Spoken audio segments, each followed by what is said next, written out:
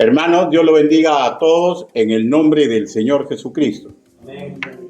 La exposición del día de hoy se llama Evangelizar, testificar, es consecuencia del amor de Dios.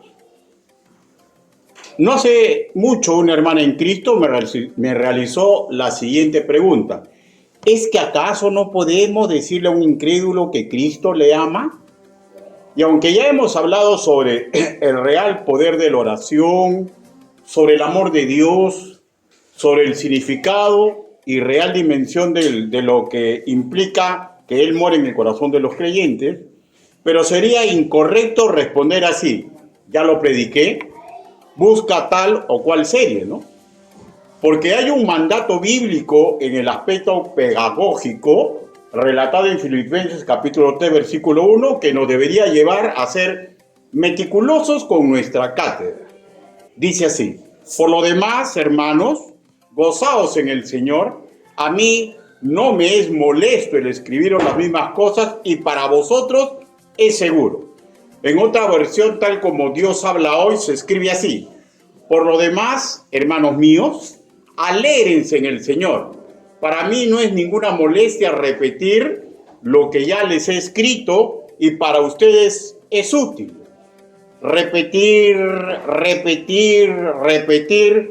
trabajoso modelo bíblico para bendecir a la grey. Con respecto a la dama en mención, podría surgir una lógica interrogante, ¿no? ¿Cómo surgió en ella la duda? Y esto, hermanos míos, es secundario, circunstancial. Es más, qué bueno que esto haya acontecido y a su vez que haya la confianza de que me formule esta pregunta y otros tipos de interrogantes para justamente ejercer docencia al respecto. Si solemos ver la vida de iglesia como un tablero de ajedrez espiritual, esta circunstancia encuadra en lo que denominamos guerra espiritual, pues estamos en los pininos del funcionamiento del departamento de evangelismo y esta interrogante puede hacer que no se dé solamente en ella. Por tanto, mejor me curo en salud con respecto a mi responsabilidad pastoral y pedí en oración al Señor sabiduría para presentarme a realizar la predicación de su palabra. Repito, el título es el siguiente: Evangelizar, testificar, es consecuencia del amor de Dios. Y antes de entrar al meollo del asunto, deseo establecer, que yo sé que usted lo sabe, pero establecer la diferencia entre testificar y evangelizar. Testifica quien da testimonio de la obra redentora de Cristo y de la obra y lo que la obra de Cristo está realizando en la vida de los creyentes, ¿ya? De ahí que con nuestro estilo de vida, imitando a Cristo, colaboramos en la gran comisión. Mientras que evangelizar es guiar a los demás a los pies de Cristo usando el plan de salvación. Y a su vez recordemos que evangelizar es trabajo de grupo, ¿ya? Detrás de un evangelista hay todo un equipo que está trabajando.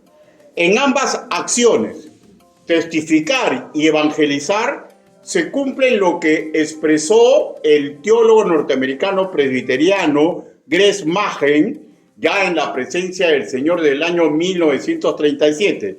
Le voy a leer completo el pensamiento que él plasmó en un libro, pero ojo con la segunda parte, ¿ya? El poder regenerador de Dios es lo decisivo para que las personas reciban a Cristo como Señor y Salvador. Ese poder puede superar toda falta de preparación humana. Y agregó él lo siguiente, que es lo que justamente deseo que tomen nota, que guarda relación con el testificar y evangelizar. Él sigue escribiendo así: mas el hecho en que Dios, por lo general, ejerce dicho poder de conexión con ciertas condiciones previas en la mente humana, eso es lo que Dios hace, y dice: y nuestra tarea nuestra tarea debe ser crear dentro de nuestras posibilidades, con la ayuda de Dios, esas condiciones favorables para la recepción del Evangelio. O sea, testificar y evangelizar correctamente. Pero así como es nuestra tarea como colaboradores de Dios hacer esto, sus enemigos declarados, o sea, los ángeles caídos, procuran que la luz del Evangelio no sea visible para la humanidad. Y para esto, forzosamente, intentarán neutralizarnos como correctos colaboradores de Dios. Y tiene como herramienta lo que denominamos el sistema pecaminoso, que el apóstol Pablo nos enseña que se da en tres aspectos sumamente negativos: los deseos de la carne, los deseos de los ojos y la vanagloria de la vida. Primera de Juan, capítulo 2, versículo 16. Y el mandato es tajante para todo hijo de Dios: no amemos al mundo. Pero antes recordemos que el ser humano tiene que aprender a amar, no así Dios, que es perfecto en toda virtud y en todo lo que hace.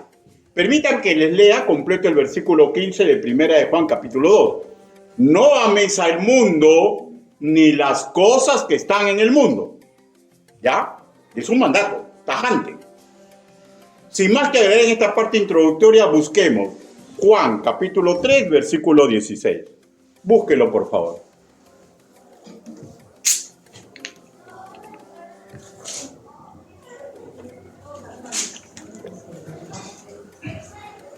Repito, hermano, no solamente es dar un buen testimonio, sino que demos cuenta el peso de las palabras que utilizamos cuando vamos a evangelizar. ¿Ya? La palabra del Señor dice así, Juan capítulo 3, versículo 16, porque de tal manera amó Dios al mundo que ha dado a su Hijo unigénito para que todo aquel que en él crea no se pierda, mas tenga vida eterna. Escúcheme, por favor. Pero antes, permítame orar. Bendito Padre Celestial, todos mis hermanos hoy congregados y aquellos que escuchen este mensaje, todos sabemos a cabalidad que no existe ser humano digno de predicar ni enseñar su evangelio. Señor, pero utilíceme, Padre, todo lo que he investigado, todo lo que he plasmado, para que su voluntad alumbre nuestros corazones. Ayúdenos, Padre, porque es sumamente importante el acto de testificar y el acto de evangelizar. Ayúdenos, papito lindo, porque sin usted nada podemos lograr. Así le pedimos en el bendito nombre del Señor Jesucristo. Amén. Bueno, a simple vista, hermanos míos, estamos ante una contradicción. Por un lado, en 1 de Juan, capítulo 2, versículo 15, se nos expresa que Dios ordena no amar al mundo, ni lo que está en él. Y si pensamos como occidentales, en el mundo estamos todos los seres humanos y toda la creación, ¿no? Mientras que acabamos de leer que Dios dice que Él ama al mundo. Primeramente, permítame decir que hay dos diferencias fundamentales. Una ya la he embozado. Que Dios ama en perfección, nosotros no. Y que en su totalidad, a nosotros nos es imposible comprender todas las aristas de este amor. Y también nos es imposible imitarlo al 100%. Solamente voy a poner un solo ejemplo. ¿Alguno de nosotros entregaría a uno de sus hijos, si tuviera una docena, si tuviera uno, si tuviera dos, entregaría a uno de nuestros hijos, ¿ya?, para que sea muerto en una cruz por personas de condición vil? Hablo de asesinos, violadores, pecadores a mansalva. La respuesta es clara, ¿no? No lo haríamos. Ninguno lo haría. Pero lo que sí nos es posible es intentar amar como Dios ama, con un amor sacrificado y sin esperar sacar ventaja. Segundo, a quien Dios le dice que le neguemos nuestro amor, que en castellano también leemos mundo, que está en 1 Juan capítulo 2, versículo 15, en el griego koiné es el mismo término, ¿ya? Que se usa cuando se indica que él ama al mundo, que está en Juan capítulo 3, versículo 16. En ambos casos, el término es el mismo, es el griego koiné cosmos, que castizamente, ¿ya? En el griego castizamente, ¿ya? Significa orden o adorno. En línea general, los griegos cuando conceptualizan este término, se refieren al universo como un todo ordenado, bello, armonioso, en contraposición del caos. Ahora, la raíz idiomática de cosmos también es sumamente interesante, ¿ya? Es comiso, que significa que este cosmos es algo que se obtiene, que se recibe o que se trae, ¿ya? Y mediante esta raíz idiomática podemos apreciar que si estamos hablando en línea general de la obra del Creador, de Dios, ¿ya? Esta obra, este cosmos, se obtiene por su poder, por tanto es suyo el cosmos, por tanto lo atiende, lo cuida, porque Él lo trajo a existencia y Él le da protección, ¿ya? Ahora, en la idea castiza, ¿no es cierto? Tengamos esto presente para poder desarrollar el tema. Ahora, centrémonos exclusivamente en la obra de Dios, parte del cosmos, que denominamos el ser humano. Pregunto, en la creación del ser humano y en todo el ecosistema que creó, ¿se puede apreciar su amor para con nosotros? Génesis capítulo 2, versículo 5. Génesis capítulo 2, versículo 5. Dice: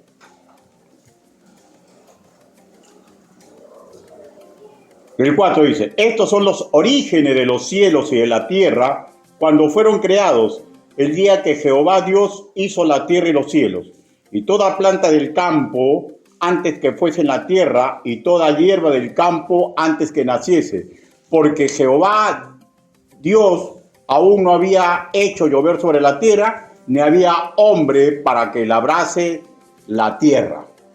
O sea, ¿de qué estamos hablando? De antes de que el hombre exista, ¿ya? Dios lo hizo todo. Dios hizo un ecosistema y después lo puso al hombre. Pregunto, ¿no vemos ahí el amor de Dios hacia el ser humano en línea general? Con respecto al ser humano castizamente hablando, ¿ya? No importa quién sea, si es creyente o incrédulo, pero todos les pertenecemos a Dios. Él le dio el soplo de vida a los primeros padres. Él permite la existencia de cada ser humano. Permite que estemos en este mundo. Nos trajo por intermedio de nuestros respectivos progenitores. Y por tanto, como somos su creación, su hechura, Él nos atiende, nos cuida, nos provee. Pues seré redundante. Él trajo a existencia a la raza humana y no se desentiende de ella, nunca lo ha hecho.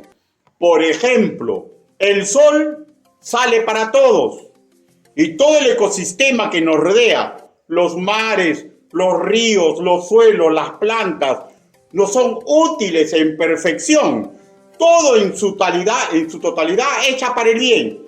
Dios dice que su creación, que todo era bueno en sobremanera. Génesis capítulo 1, versículo 31. Esto es parte del amor de Dios para todos nosotros, creyentes e incrédulos. Otra interrogante, en las capacidades que creyentes e incrédulos tienen, ¿ya? Las capacidades que ellos tienen, que tiene toda la raza humana, para lograr el beneficio propio y el ajeno, ¿se aprecia el amor de Dios? Primera de Crónicas, capítulo 29, versículo 12. Primera de Crónicas.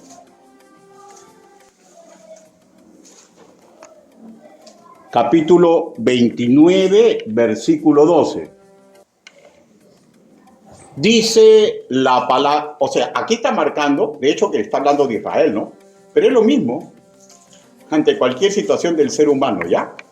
Porque recuerden que Él levanta autoridades, Él da poder, ¿ya?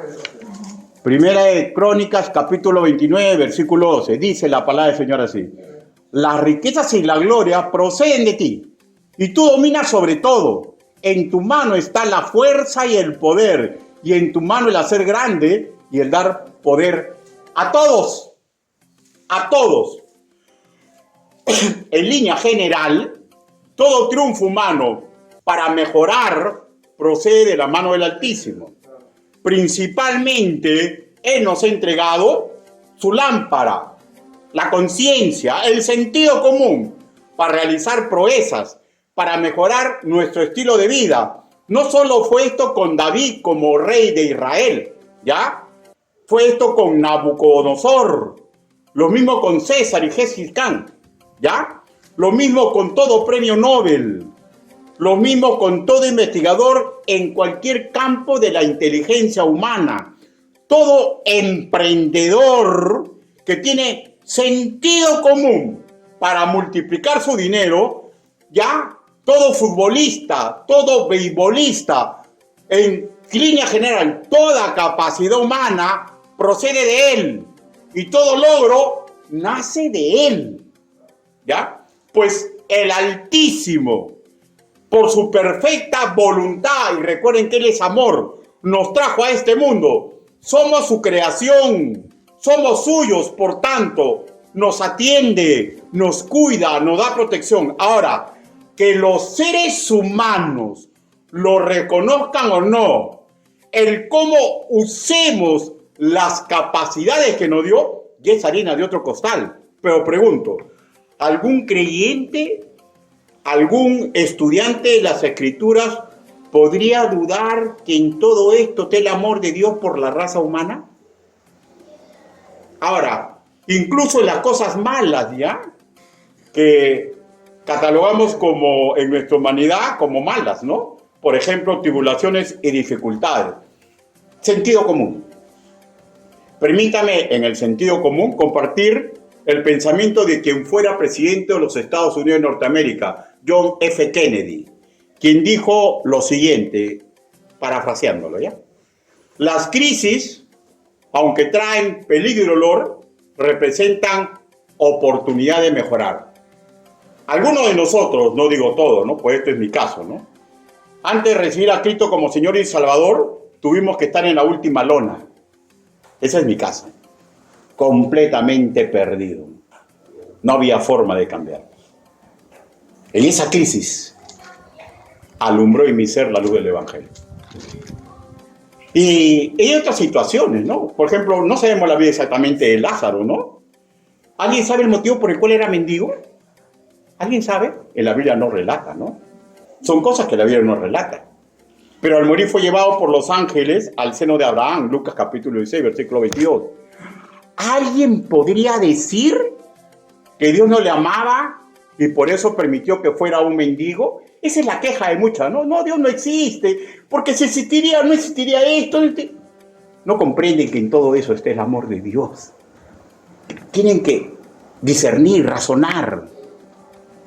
Dios le amaba a Abraham, pero permitió que fuera, a Lázaro, pero permitió que fuera mendigo. Con respecto de cualquier ser humano, sin importar su estatus, la circunstancia que esté pasando, todos somos hechura divina. Él nos trajo a este mundo. Somos su creación. Por tanto, nos cuida, nos atiende y nos da protección en este valle de lágrimas. ¿Alguien puede decir que este no es el amor de Dios? Ahora, le damos un método que a muchos de nosotros los creyentes en ciertas circunstancias nos noquea, ¿ya? Que nos hace dudar del amor de Dios, ¿ya? Isaías, capítulo 48, versículo 10.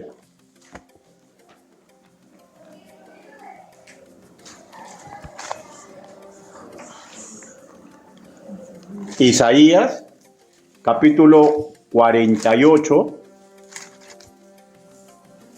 versículo 10. ¿Lo tenemos, hermano?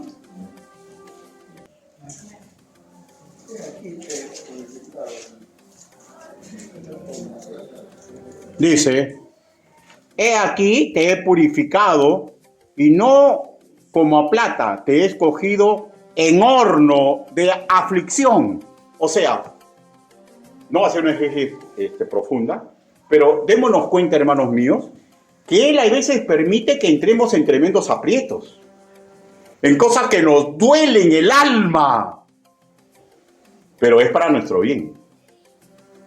O sea, en bonanza o en escasez, en alegrías o tristezas, en salud o enfermedad, no interesa que sea creyente o incrédulo, se puede discernir que hay algo del amor de Dios, porque Dios ama a todo ser humano como nunca nadie nos va a amar, pero no comprendemos completamente el amor de Dios, con la completa profundidad, pero ojo y pestaña y ceja, ¿ya?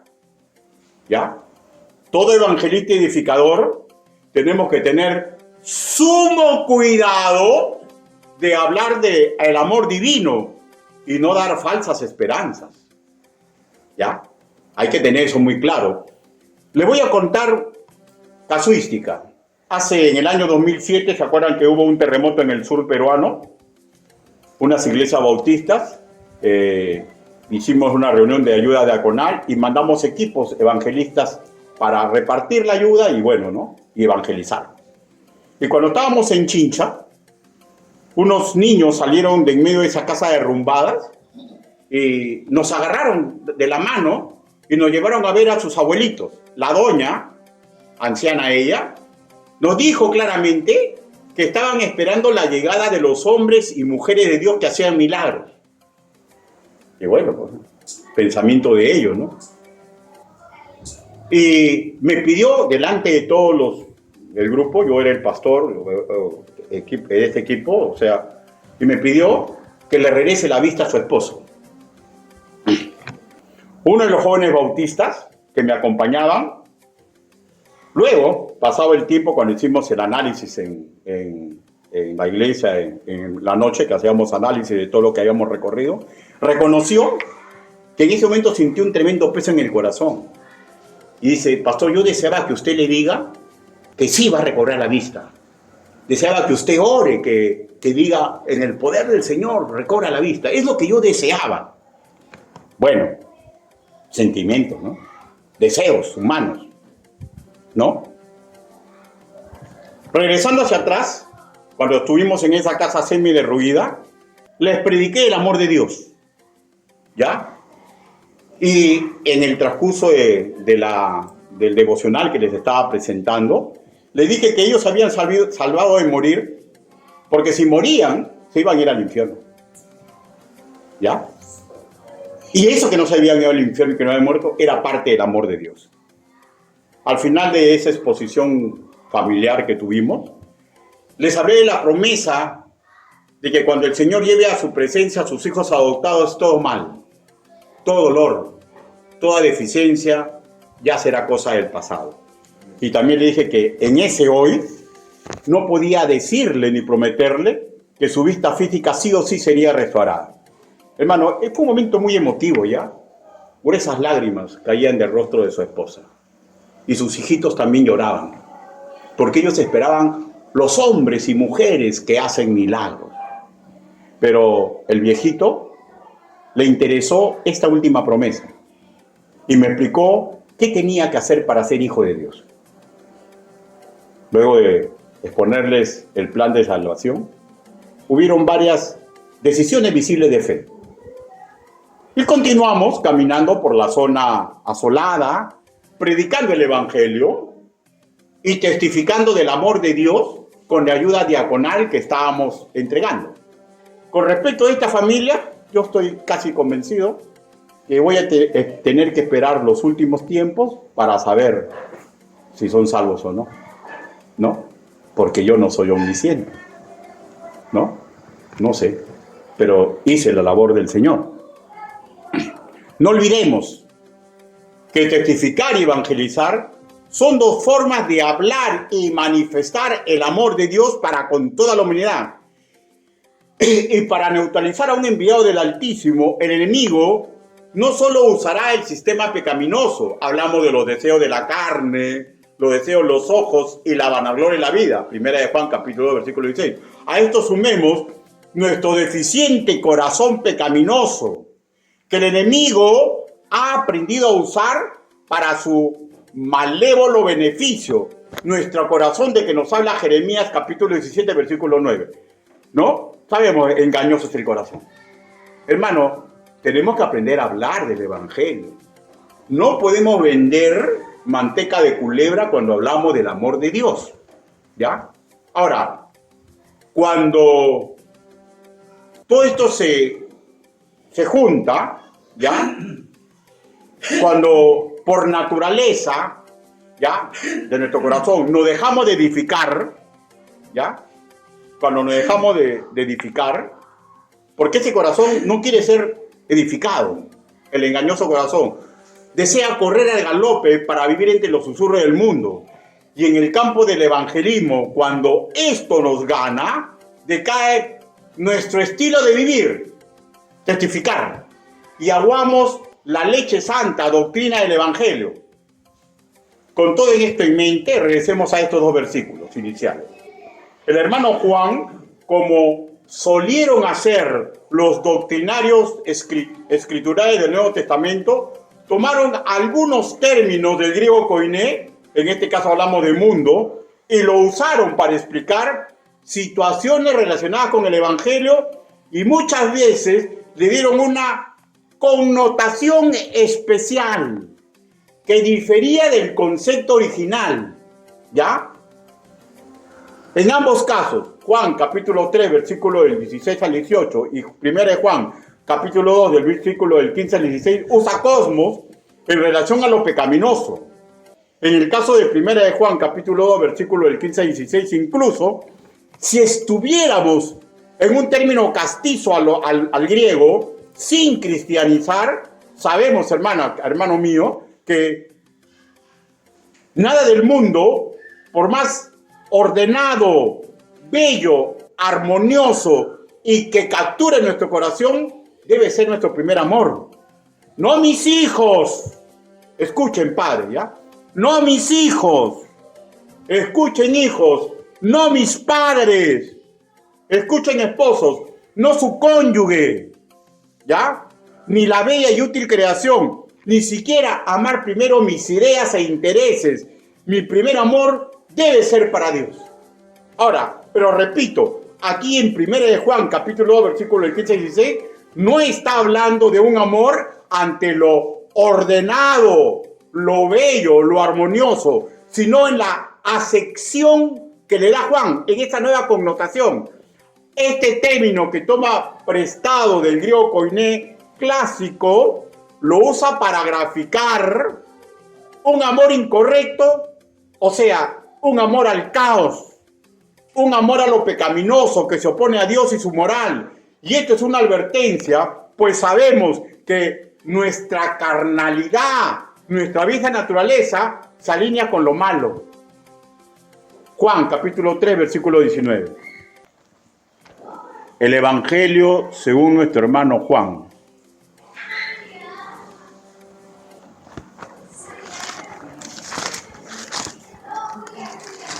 Juan, capítulo 3, versículo 19. ¿Lo tenemos, hermano? Y esta es la condenación, que la luz vino al mundo y los hombres amaron más las tinieblas que la luz, porque sus obras eran malas. Por favor, escúcheme y recuerde, todo creyente, antes de ser alumbrado por la luz del Evangelio, en diferentes grados, amaba el caos. Y era imposible así agradar y amar a Dios. Pero el Señor nos ha sacado de esa esfera. Y ahora, ¿qué es lo que necesitamos? Escúcheme, ¿ya? Usted dirá, ¿por qué molesta tanto con el discipulado, que escuche las prédicas? ¿Por qué molesta tanto el pastor? Porque necesitamos alimentarnos. y orar como discípulos, porque esa es la única forma valedera para domar nuestra carne y poder oponer resistencia correcta al sistema pecaminoso que nos desea devorar. Ahora, veamos en contexto desde adentro de Juan capítulo 3, versículo 16, del 16 al 18. Dice, ya que sabemos que Dios amó al mundo, ¿no?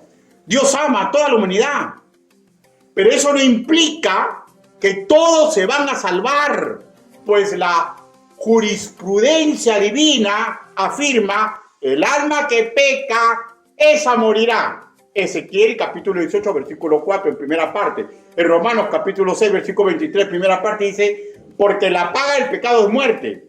Pero la segunda parte de este versículo nos habla de la misericordia de Dios, ¿no? Que es mediante Jesús el Cristo. Romanos capítulo 6. Aunque es bien conocido, pues vamos a leerlo. Muchos lo saben de memoria, yo lo sé. Romanos capítulo 6, versículo 23, en su segunda parte, dice, mas la dádiva de Dios, el regalo, es vida eterna en Cristo Jesús, Señor nuestro. Y ese es el amor que se nos manda a predicar. Y eso es eso es lo que testificamos. Somos un ejército de pregoneros sobre este amor que da salvación, un amor puro, perfecto, desinteresado, sacrificado, que nos va a cuidar en la máxima expresión a toda la humanidad, pero solamente no a toda la humanidad, sino a la humanidad que acepta a Cristo como su Señor y Salvador. Y va a ser por toda la humanidad. El propósito evangelizador es fácilmente reconocible en Juan capítulo 3, versículo 18. Se lo voy a leer. El que en él cree no es condenado, pero el que no cree ya ha sido condenado porque no ha creído en el nombre del unigénito Hijo de Dios. O sea, un amor dirigido al ser humano que pertenece a este cosmos, que se encuentra perdido en pecados por los cuales Cristo murió en la cruz para darles oportunidad de salvación, si tan solo creyeran en Él, en el unigénito Hijo de Dios. Jesús es su nombre y sabemos que Cristo uno de sus títulos. Y si ya salvos, bien usado el amor de Dios, como discípulos, también nos blinda contra el sistema pecaminoso. Recuerda usted la metáfora, ¿no?, de la armadura de Dios, ¿no? Efesios capítulo 6, versículo del 10 al 18. Y ese amor reeducador es lo único que nos puede dar garantía valedera para luchar contra el demonio, contra el mundo y contra nuestro pecaminoso corazón. Y toda esta lucha tiene base en Cristo Jesús. Pero regresemos al evangelismo. Si deseamos testificar y evangelizar correctamente y así cumplir con nuestra tarea de crear dentro de nuestras posibilidades, con la ayuda de Dios, esas condiciones favorables para que los incrédulos reciban el evangelio, tenemos que testificar con un correcto estilo de vida que va emparentado a la santidad, al orden, a la misericordia y a la servidumbre de Cristo, lo que denomino el evangelio sin palabras. Y con respecto de la doctrina, evangelizar usando correctamente la palabra de verdad, sin vender manteca de culebra, pues, hermanos míos. Claro que Dios ama su creación y todos somos su creación, pero qué triste y lamentable que infinidad de seres humanos hagan inútil el amor perfecto de Dios que permite que respiren en este mundo, que permitió que sean procreados, que los está cuidando en medio de sus calamidades cotidianas, los provee y los mantiene en este mundo. Qué lamentable que hagan inútil ese amor de Dios que se ha manifestado en las capacidades que les dio y por lo cuales pueden progresar, pueden ayudar a los otros. ¿Y saben por qué? Por despreciar, escúcheme, Todo tipo de amor de Dios es perfecto, pero este es el único tipo de amor que nos puede dar salvación, que es por intermedio y en Cristo Jesús. Leamos Romanos capítulo 8, versículo del 35 al 39. 8, del 35 al 39. ¿Lo tenemos, hermano? Amén. Dice, ¿quién nos separará del amor de Cristo? ¿Tribulación o angustia o persecución o hambre o espada o peligro o espada? Como está escrito, por causa de ti somos muertos todo el tiempo. Somos contados como ovejas de matadero.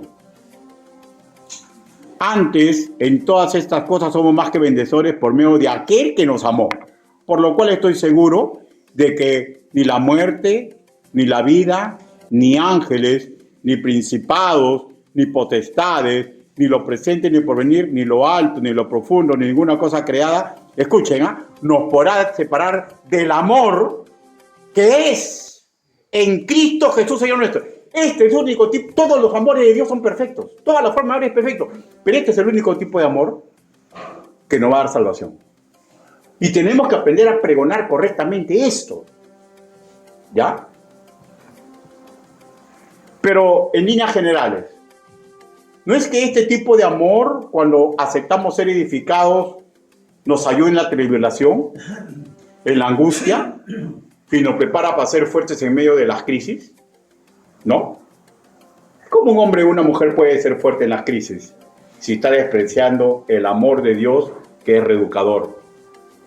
Por eso es que a veces tenemos mucho miedo, pues. Por eso es que nos desesperamos ante situaciones que vemos que otros reaccionan muy bien, ¿no?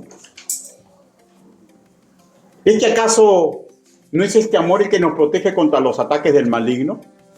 ¿No es este amor que nos ayuda a no permitir que por los momentos de pobrezas que vienen a veces a nuestra vida, ya por ejemplo, regresemos a prácticas de viles de egoísmo, de avaricia, del pasado?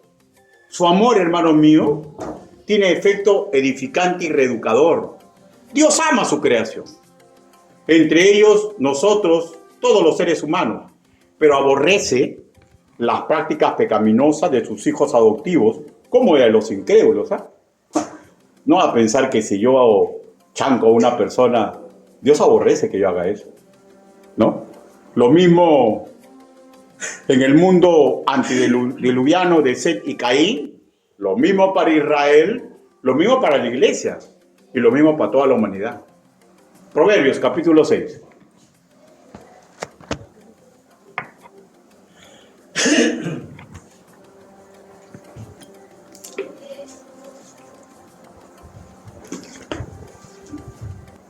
Dese cuenta que habla de actitudes del ser humano, ¿ya? Pero no interesa qué tan vil sea un ser humano. Dios le da la oportunidad.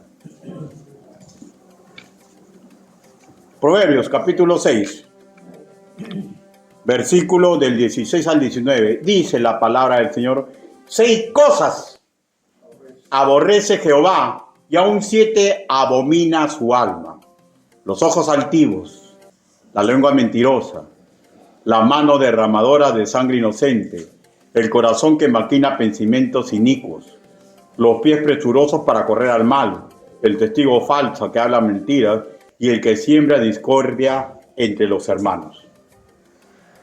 ¿Ya? 6 y 7. ¿Ya? Dios ama a su creación, pero aborrece las prácticas incorrectas, tanto del incrédulo como de nosotros. No nos creamos más de lo que somos. Más de lo que somos. Conclusión. ¿Desean hablarles a los incrédulos del amor de Dios? Pues háblenle.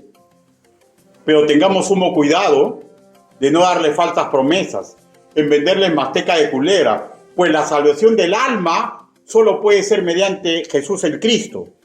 Las otras formas perfectas de amar de Dios no les va a alcanzar para darle salvación, porque quien rechace el trabajo vicario de Jesús en la cruz sufrirá condena eterna. ¿Deseamos hablarles a los creyentes del amor de Dios? Pues háblenle, pero tengamos sumo cuidado de no dar falsas promesas, pues todo el amor educador y reeducador de Dios, ¿ya? Todo ese amor se desperdicia si nosotros no aceptamos ser sus discípulos. Ahí es cuando no podemos ser fuertes en la tribulación, en las tentaciones del pecado, en los miedos cotidianos. Pues para combatir la negrura de nuestro propio corazón, necesitamos el trabajo educador, vivificante de las Escrituras, que es también en Cristo Jesús. O sea, en nuestras prácticas, Él debe enseñorearse de nuestra vida.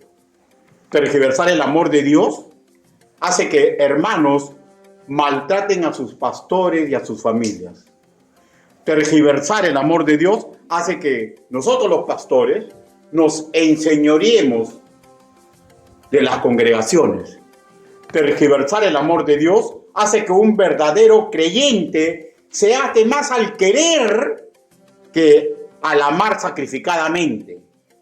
Tergiversar el amor de Dios no nos ayuda, por el contrario, nos atrasa demasiado en dejar el egoísmo, la ambición, la tacañería, los pleitos, los celos. Y con pena lo digo, si no está dejando edificarse y ser discípulo de Cristo, puede congregar, pero en privado hay muchos que vagan como ovejas sin pastor y son presa sumamente fácil de un sistema pecaminoso que no solamente no los quiere devorar. Escuchen, ese término no nos puede robar la salvación porque está seguro en Cristo Jesús, en el Espíritu Santo y en el Dios Padre.